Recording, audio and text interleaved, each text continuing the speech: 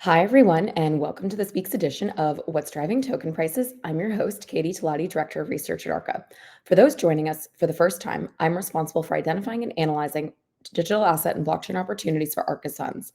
As part of our research, my team and I examine token prices and the market events that act as catalysts for price change. Based on our research and market events over the past week, here are some notable token price moves and what we think drove these moves. As a reminder, this commentary is not intended to be investment advice, investment research, or an investment recommendation. Please consult your investment professional for your own circumstances. Well, guys, it's been an exciting last 10 days since we last chatted. If you will talk about the ETH ETF, but obviously, there's been some news in the Congress last week. There was a bill that was like very pro crypto, which passed with a lot of bipartisan support. And it seems that the Democratic Party is flipping on supporting crypto. So, some exciting times ahead, I think, in terms of how the space might evolve. But today, we're going to talk about some specific tokens to start. So, first up, I'm going to talk about Prime. So, trading card game Parallel is going to see a large chunk of their Prime tokens locked into a staking contract on its Wayfinder AI agent protocol. So, the Parallel team, OSS Capital, and top holder Parallel Rev AI announced that they're committing to locking up these tokens long term via the Wayfinder staking contract. So, they made this announcement last week. Prime token holders, just to give you context, can stake over the next 3 years for a share of 45% of the Wayfinder AI prompt tokens, which is a big chunk of the supply. The move is likely in response to community criticism that the team and investors have been selling vested tokens on the open market over the past few months, dampening the price. Following the announcement, the token initially moved up about 15%, but has since retraced and is down 9.9% for the week. All right. Of course, we have to talk about Ethereum, guys. So last week, the big news last week was that the SEC, basically, in a surprise, huge 180 turnaround, decided that they were going to approve the applications of 8 Ethereum ETFs last Thursday.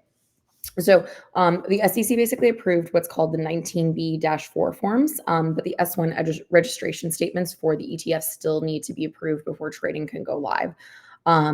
Just so you're aware, many believe that the ETH ETF would be rejected since the SEC hadn't actually engaged with ETF issuers before the deadline. So even with the Bitcoin ETF, which was approved back in January, we kind of had an idea for a few weeks that it was happening. Like the SEC had been talking to the Bitcoin ETF issuers and saying, hey, we want to make sure that like your forms are all in order, that you guys are ready to go. In this case, the SEC basically didn't engage with them until like right at the end. And they were like, oh, just want to make sure everything's ready to go like 4 days before the deadline. So like I mentioned, many still believe that the ETF application would be rejected since the SEC hadn't been engaging with ETF issuers before the deadline. However, last week, a group of congressional members began pressuring the SEC to approve the ETF, potentially leading the SEC to change its long-held stance. A quick reminder, the SEC has not ruled one way or another if Ethereum is a security. They've been really holding out on this to try to, potentially have some sort of jurisdictional authority over Ethereum and digital assets as a whole. So this was like a huge 180, like I said, even though these Form 19B-4s were approved, the S1s still haven't gone live, and that's because like all the issuers for the ETFs are kind of scrambling right now, since most of them weren't really prepared to have this product live on the market when the ETF or when the SEC approved their ETFs.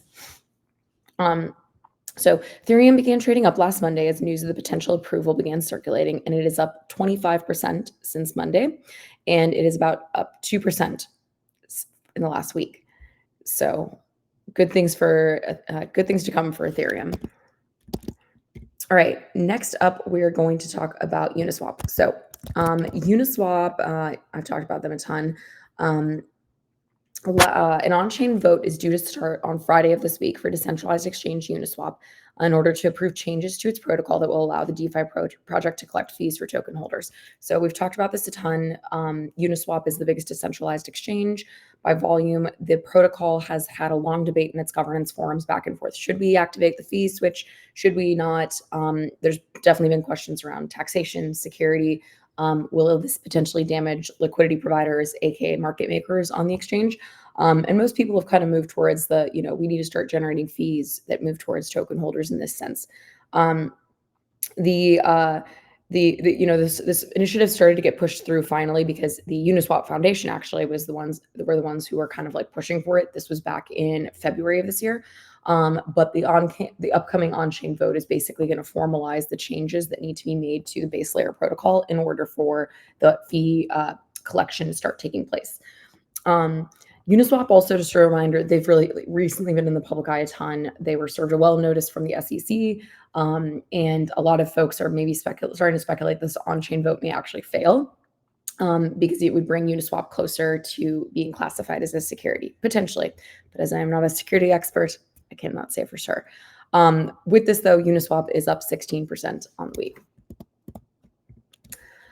Okay, last up, we're going to talk about ENS. So, Ethereum Name Service released a proposal to move the ENS project to a layer 2 scaling solution, which will lower gas fees, increase speed, and improve interoperability. So, ENS, which is a service that provides .eth domain addresses that can be used in place of wallet addresses, would really benefit from like the increased reach on other layer 2 rollups. They've probably suffered because they've been pretty good, solid project the last 5 years that they've been around, but they haven't been available on layer twos, which means that they're much more expensive if you want to buy any of their, ENSs or trade them on the exchange. And then, we've been living in this layer two world in the last year and a half, and there's just no way to kind of bridge those .eth names to those layer twos, trade them there. So this will potentially expand Ethereum name services reach over the long term.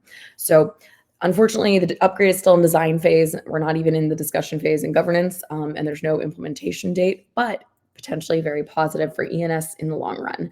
It is up 17% this week. All right. I hope you guys enjoyed our insights. Tune in here again next Wednesday at 1 p.m. Pacific to hear what's driving token prices.